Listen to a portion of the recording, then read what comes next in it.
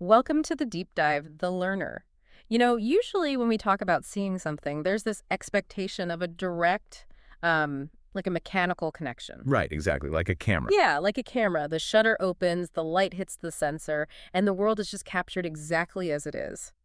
It feels incredibly immediate. The physical world just seems to pour into our minds through our eyes, totally uninterrupted. But then you step into the world of neuroscience and, well, the philosophy of perception, and that whole classical model completely falls apart. We are looking at a visual landscape that is a complete inversion of how we understand our interaction with the physical universe. It really is an inversion. It flips everything on its head. So, okay, let's unpack this. Because today our mission is to explore a really fascinating essay by Dick Kuiken called What is Light? Ugh. And the central thesis here is going to completely derail how you, the listener, experience reality. Oh, absolutely. Because the core argument is this: you cannot actually see light. Which is just a staggering proposition to start with. I Yeah. mean, to really grasp what Kukin is arguing, imagine we're shifting our visual backdrop away from the physical world of solid objects, right? Okay. And instead, we're zooming into a shifting abstract array of glowing neurons and star charts. Mm-hmm.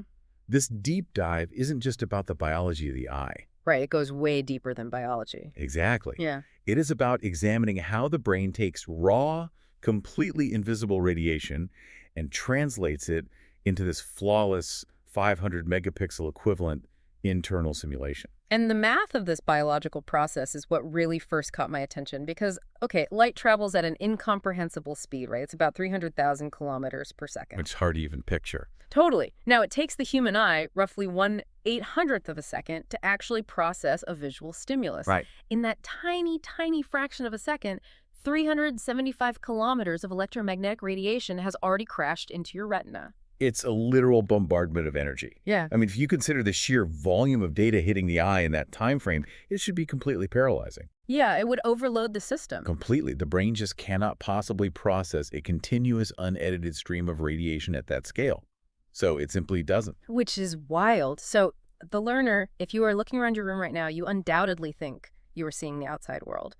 But by the end of this deep dive, you'll realize you are actually just looking at the inside of your own memory. And to understand how that grand illusion is pulled off, we have to look at the physical bottleneck built into our anatomy. Right. The learner, you probably already know the basic hardware. You've got the 100 million rods for black and white vision, the 7 million cones for color. But the true data bottleneck happens at the optic nerve because the absolute epicenter of your vision happens in this tiny spot called the fovea centralis. Right in the center of the retina. Yeah, and it's minuscule. It's about 1.5 square millimeters. But packed into that tiny speck are 200,000 cones. They're densely crammed together, acting exactly like the pixels on a high-end smartphone screen. That intense concentration of receptors is responsible for your razor-sharp central vision. But the sheer brutal efficiency of what happens next is what sets up Kuiken's entire premise. Okay, lay it on me. Well, you have this incredibly rich, high-resolution data hitting those 107 million photoreceptors, right? Yeah. Yet the cable connecting to your brain, the optic nerve, only has about 1.2 million nerve fibers. It's an anatomical traffic jam. Exactly. It's like having a massive, uncompressed 4K movie file, but your internet connection is a terrible 1990s dial-up modem. I love that analogy. Right. The only way to get that movie to the brain without crashing the entire system is by aggressively zipping it into tiny bare-bones fragments. That is a perfect way to conceptualize it. The optic nerve simply cannot transmit a cohesive picture, so it strips the data down to raw fragments. We're talking mere bits of contour, edges, contrast, and just basic signals about brightness and cone types. That's it. Wow. Just zipped files of edges. Yeah. And those zipped fragments travel to the back of the brain to an area called the primary visual cortex, or V1, which is roughly the size of a credit card. Now, V1 acts as an internal map, receiving these fragments in the exact spatial order they hit the retina, which is a retinotopic organization. Right. But if we could somehow hook a monitor up to V1 and look at what it actually sees, it wouldn't be a room or a face. It's strictly a two-dimensional sketch of intersecting lines and contrasts. Just black and white outlines. Yeah. There are no objects, there is no meaning, and crucially, there are no actual colors. Which brings us to a massive transition in both neuroscience and philosophy. I mean, if the back of the brain is only processing a 2D pencil sketch of edges, How does the world you're experiencing right now get so unbelievably vibrant? Right, where does the color come from? Exactly. And this touches on what the philosopher David Chalmers famously articulated as the hard problem of qualia. How do physical electrical processes in the brain give rise to subjective, conscious experiences? How does the firing of a neuron actually feel red? And the big reveal in Kruken's essay is that color does not actually exist in light. The electromagnetic radiation bouncing off a tomato is not inherently red. Not at all. Color is an evolutionary necessity that the brain absolutely invented. Wait, invented? Invented. It arises much later in the processing chain in a visual area called V4. See, your cones, those color receptors in the eye, they come in three distinct types. S cones are sensitive to short wavelengths, M cones to medium, and L cones to long. Okay, I'm following. When those signals reach V1, the data streams from these three types of cones are kept strictly isolated from one another. And if they ever merged, the whole system would collapse, right? That overlap would completely destroy the brain's internal filing system. Oh, wow. Yeah, if the patterns from those different cones merged, the brain would lose the ability to tell them apart. Everything would just wash out into varying shades of brightness. It would be a monochrome reality. So the brain has to tag them. Exactly. To keep those data streams distinct, the brain has to assign them different tags or meanings. And the meaning it assigns is color.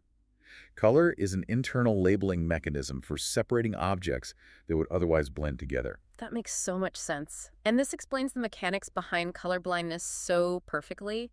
The sources point out that about 8% of people have red-green colorblindness. Right. And the underlying reason is that their cones for red and green have sensitivities that almost entirely overlap. Yeah, and without those isolated signals, the brain loses its ability to apply those distinct color tags. Okay. If that person looks at a red tomato sitting next to a green cucumber, the brain receives mashed up data. The whole area collapses into a murky gray-brown. Because the brain can't tag what's what. Exactly. The only way they can distinguish the tomato from the cucumber is by their shape and perhaps a slight difference in brightness. It is mechanical proof that color isn't a property of the object itself. It's a labeling system dependent on the brain keeping those cone signals apart. Synesthesia takes this concept even further. There was an example of a man who looked at a massive page filled with the letter M, and hidden in there was a single letter N. Oh, this is a great case study. Yeah. Most of us would have to scan the page line by line to find the N, but he found it instantly because his brain automatically assigned the letter N the color green. Just slap the label right on it. Right. The color was just a label his brain slapped on a specific memory concept, making it pop out against the background. It's a beautiful illustration of how subjective and internally generated our sensory labels really are. Wait, I have to push back on this a little bit. Sure. If color isn't a physical property out there in the world, and it's just an arbitrary label the brain invents to separate data streams, why doesn't my brain just decide to paint the sky neon pink today? That's a fair point. Right. Yeah. Why do we all generally agree that the sky is blue and grass is green? That is a fundamental question. The brain doesn't apply color randomly because it is a meaning assigned to very specific, isolated memory patterns. Okay, so it's tied to memory. It's exactly. A grassy field consistently activates the M cone pattern. A clear sky consistently activates the S cone pattern. Got it. The brain projects the experience of green or blue onto those specific streams to preserve their identity based on everything you've ever learned and memorized about the world. It's an incredibly strict, biologically locked-in filing system. Okay, so if color is just a locked-in label pulled from our internal memory files, how do we actually recognize the objects themselves? I mean, if we're starting with a 2D sketch in V1 and it's getting painted with color in V4, Right. How do I actually know I'm looking at a chair or a bicycle? This is where we see the sheer scale of the brain's visual architecture. About 1/3 of your entire brain is devoted to vision. 1/3. Yeah, 1/3. And it acts remarkably like a massive set of Lego bricks, storing fragments of everything you have ever seen. Like a giant database. Exactly. Once those basic contours leave the primary visual cortex, the brain splits these Lego bricks into two incredibly efficient pathways, the what route and the where route. I love the mechanics of this, because it operates exactly like a clever video game developer trying to save RAM. It really does. If you are rendering a huge city scene with a bike rack holding 50 bicycles, you don't want the computer to generate 50 unique, complex bicycle models from scratch. It would completely overload the system. Right, it would just crash. Instead, the developer loads one single bicycle concept into the memory. That's the what route. Then the where route just takes that one memory and copy-pastes it into 50 different locations across your visual field. It is the ultimate processing shortcut. Information about what an object is travels down to the temporal lobe. Meanwhile, information about where that object is located in space travels up to the parietal lobe. Wow, so they split up. Yeah, the brain doesn't have the bandwidth to process 50 individual bicycles in real time. It just sees the basic contours, matches them to the single concept of a bicycle stored in your temporal lobe, and projects that memory out into the spatial map provided by the parietal lobe. But wait, if the where route is just copy-pasting concepts onto a spatial map, that implies we aren't really processing the details of our entire field of view at all. We aren't. Not even close. Earlier, we established that the high-resolution cones are densely packed into that tiny fovea, A right? 1.5 millimeter spot, yeah. Because of that anatomical bottleneck, we experience what's called the 30-60-100 rule of peripheral vision. Oh, the learner, you have to test this out right now. Stare directly at a specific word on a screen or a small object across the room. Notice how you only see detailed readable form within a tiny 3-degree center of your vision. Just that tiny circle. That is the fovea at work. As you move outward from that focal point, the cone density drops off a cliff. By 30 degrees, you lose sharp shape. By 60 degrees, you can only perceive color. And out at the extreme edges, up to 100 degrees, your hardware can only detect crude movement. But when I look around my living room, I don't feel like I'm looking through a tiny 3-degree peephole surrounded by blurry colors and motion. Of course not. The room looks entirely solid, detailed, and completely rendered from wall to wall. If my eyes aren't sending that data, where is it coming from? Your brain is filling in the massive blanks with those Lego bricks from your memory. The neuroscientist Carl Friston developed models showing just how extreme this reliance on memory really is. What did he find? According to predictive processing models, your visual experience is 98% to 99%, a top-down internal prediction based on your memories. Wait, 99%? Yes, 99%. Only 1% to 2% is actual bottom-up sensory data coming from your eyes. Let me make sure I'm wrapping my head around this. Are you saying that 99% of what I'm seeing right now is just my brain hallucinating a guess, and we're just ignoring the outside world? I mean, why don't I walk into walls? Well, we aren't ignoring the world. We're using that 1% of raw sensory data as an error-checking mechanism. Okay, so it's a reality check. Exactly. Your brain cycles its internal predictions back down to the primary visual cortex up to 30 times a second. It constantly lays your memory over those incoming 2D sketches, checking for discrepancies. So it matches. If the 1% sensory data matches the prediction, the brain confirms the hallucination.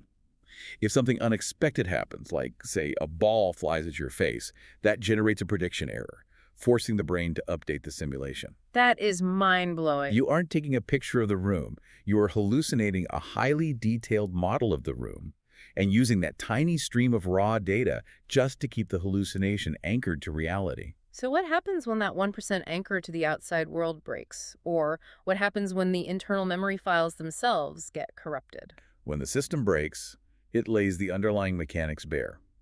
We can look at the famous case of Dr. P, documented by the neurologist Oliver Sacks in his book, The Man Who Mistook His Wife for a Hat. Oh, I've heard of this one. It's a classic. Yeah. Dr. P was a highly intelligent musician, but he suffered severe damage to that, what route we talked about, his temporal lobe. He lost his concept memory. But his eyes worked perfectly, right? The optic nerve, the raw data transmission, all of that was intact. Entirely intact. His primary visual cortex was functioning, meaning he could see shapes perfectly. He could see colors and movement. Right. But because the concept memory in his temporal lobe was destroyed, he couldn't attach any meaning to the raw data. So he just saw shapes. Yeah. He looked at his wife's head, saw a round shape with certain contrast, and because he couldn't access the internal memory of what a face or a hat was, he reached out and tried to pick up her head, genuinely believing it was his hat. Wow. It profoundly demonstrates that without memory, vision isn't sight. It is just meaningless noise. That is heartbreaking, but it perfectly illustrates how much of sight is reliant on the internal database. But the sources detail an even more extreme malfunction, which might be the ultimate proof of Kuyken's thesis. It's a condition called Anton-Babinski syndrome. This condition reveals the raw power of the brain's simulation engine. In Anton-Babinski syndrome, a patient suffers severe damage to V1, the primary visual cortex itself. So the data receiver is broken. Exactly. Because that initial processing hub is destroyed, no raw sensory data from the eyes can enter the system. The patient is, biologically, completely blind. But they vehemently deny it. I read that a patient with this syndrome will sit in a room completely blind and tell you exactly what you are wearing and what the furniture looks like. How is that possible? They confabulate richly detailed visual scenes because the error-checking mechanism we discussed earlier has entirely failed. Oh, because they aren't getting the 1% error updates. Exactly. Since the corrective signals from the optic nerve are totally blocked, the brain never receives a prediction error. It assumes its internal model is perfectly accurate. So it just runs with it. Yeah, so the brain goes into what is essentially a waking dream state. The temporal lobe keeps looping its concept memories, the parietal lobe keeps assigning them spatial locations, and the brain projects a seamless, continuous reality. They are fully experiencing light and vision, but it is generated 100% from within. Which naturally leads us to a massive realization.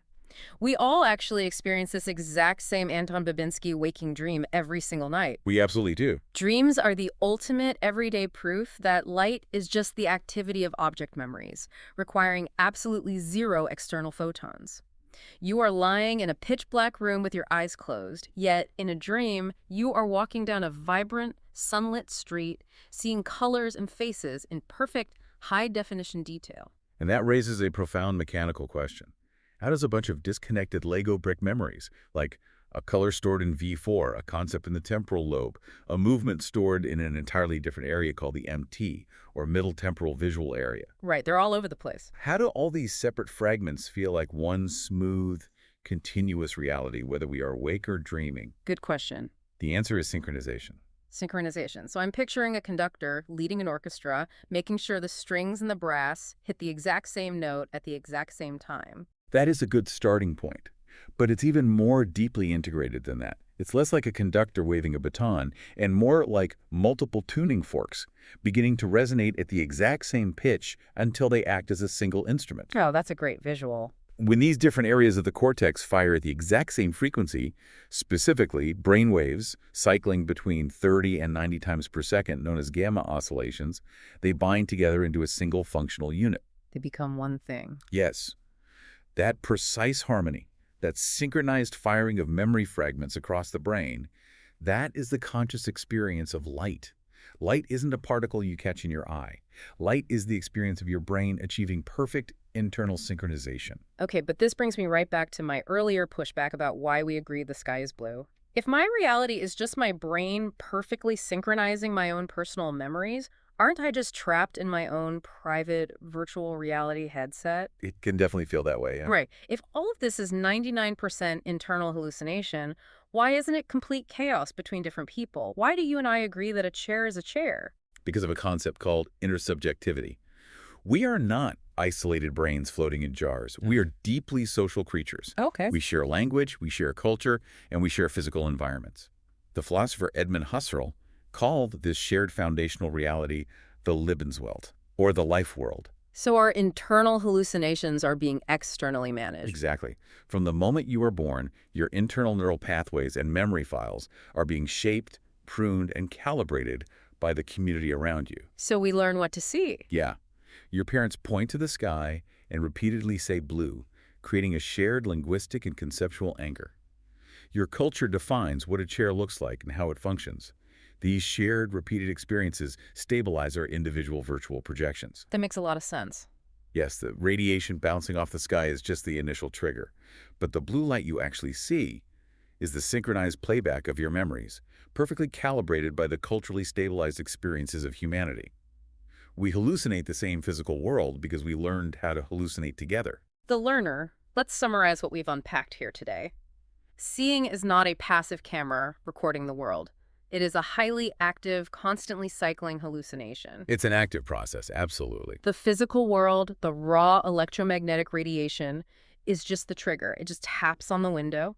Your brain takes that tiny tap, dives into its vast library of memories, and then rapidly paints the 3D, fully colored world you are walking through right now, checking for errors 30 times a second. It is a profound shift in perspective. You are constantly experiencing the activity of your own mind Yeah. mapped onto the scaffolding of the outside world. So the next time you wake up in the middle of the night in a pitch dark room and you reach over and turn on the bedside lamp and the room floods with light, remember what is actually happening. You aren't letting the outside world in, you're just booting up your internal, highly optimized memory files. And that brings us to one final fascinating implication to leave you with. Okay, let's hear it. We know from neurobiology that non-REM sleep is the crucial time when the brain clears out metabolic waste, and REM sleep is when it optimizes these visual object memories, pruning the bad connections and strengthening the good ones. Right, sleep is maintenance. Exactly. This raises an important question for you to ponder. If light is not a physical substance, but rather just the synchronized playback of your internal memories, does a bad night's sleep literally degrade the resolution and vibrancy of the physical reality you see the next day? Oh, wow. If your memories are tired and poorly optimized, does your physical world literally get darker? I am going to be thinking about that every time I find myself reaching for an extra cup of coffee. The Learner, thank you so much for joining us on this deep dive into the absolute illusion of sight. Until next time, keep questioning what you see.